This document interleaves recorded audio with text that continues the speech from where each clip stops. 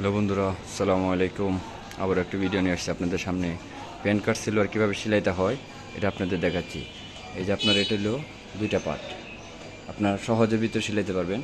এই যে আমি সেটা মাঝখানে কাটি নেই, এই যে কাপড়টা মাঝখানে কাটি নেই।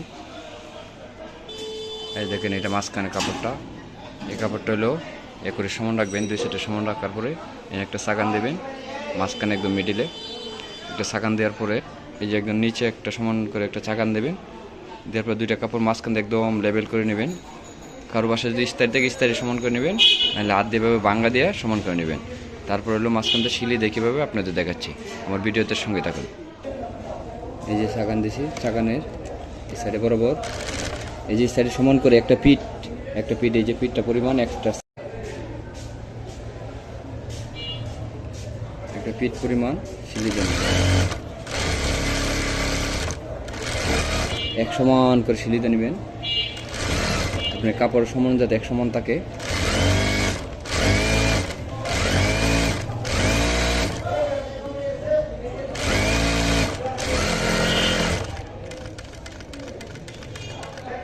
তারপরে এই যে কাপড়টা বাপ্তি করলাম, বাপ্তি করার পরে এই যেভাবে আবার উপর দিয়ে একটা সিঁড়ি দেবেন।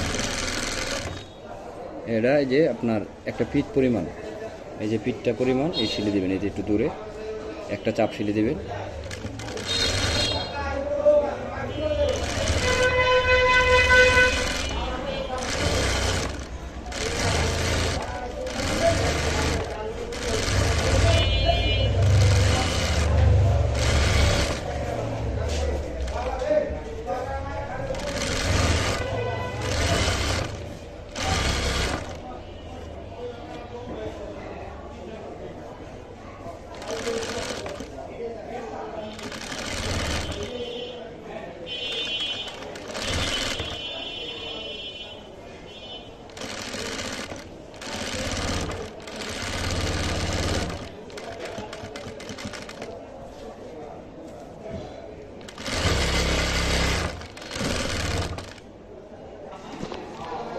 এ দেখেন প্যান কার্ড ছিল, এটা আপনার বাইরের সাইডে রাখবেন